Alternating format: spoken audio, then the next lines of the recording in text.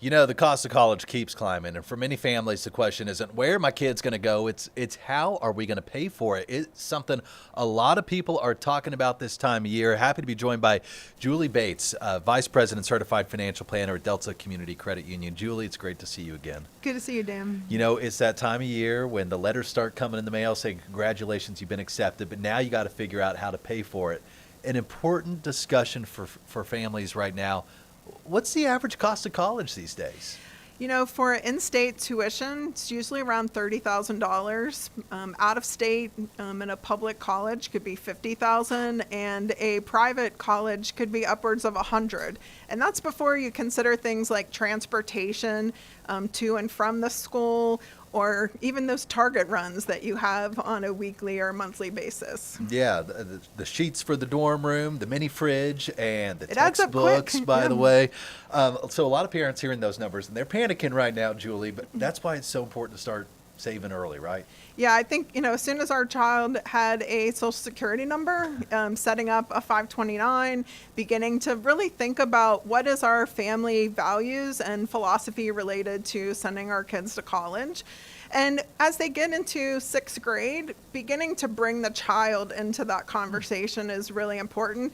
You mentioned about decision letters coming out. That is not the day to have a conversation about what your financial commitment's going to be. You mentioned sixth grade. What kind of talk should we be having at that age? Well, I think first the child needs to understand that the work that they put into their academics and their extracurricular activities, community service, all of those things begin to build their academic resume, if you will. And so really keeping track of those items and creating a log that you can later use. When you're applying to college, it's very hard to remember all of the things that you did over the last 6 years. Yeah, you could almost like start making a mini LinkedIn as a middle schooler, right? Absolutely. All right, you mentioned 529. Mm-hmm. For folks who aren't familiar with how those plans work, tell us a little bit about those. Sure. A 529 is a plan for saving for college, much like a 401k is a plan for saving for retirement.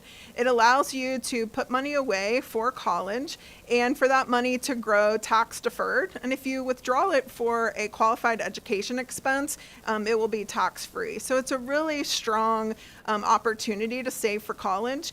We also see many parents set up 529s and then they give access to making contributions to grandparents. So instead of buying a lot of plastic toys when they're really small, putting that money away for college when it can be really impactful can make a huge difference. Look, that's exactly what I do with my 3-year-old and my 1-year-old. They don't need another Toy Story toy. They don't need more clothes. We're just passing them down. So I think it's like a gift code that you send out from the 529. The family members, they can contribute. You can invest it, and you just watch that grow over a couple decades. Yes, and if you really start early, you could get to a point where the money that you've accumulated, your contributions only represent half of the balance in the account. So compounding interest, investing that money early can really make a huge difference. All right, parents watching this saying, look, it sounds great on paper, but I got to start saving for my retirement too. How should they be thinking about how to weigh retirement and college savings? That's a great question. My own husband is in his 60s. I have 2 college students right now. It's a real concern balancing retirement and college savings. But I tell people all the time, you can take out a loan to pay for college, but you cannot take out a loan to pay for your retirement. So really prioritizing retirement is really critical. And then if you have conversations with your student and really understand what that family contribution is going to be, then you can all be on the same page when that decision letter comes out.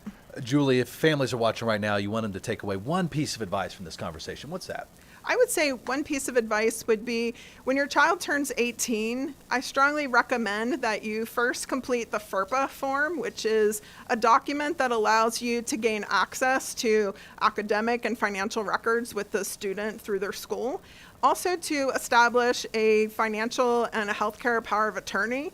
When your child turns 18, you cannot order a prescription refill, you cannot schedule a doctor's appointment, and if your child is injured while they're away at school, you have no rights. So establishing that documentation can really help you get the information that you need to continue to support your child as they're beginning their adult journey.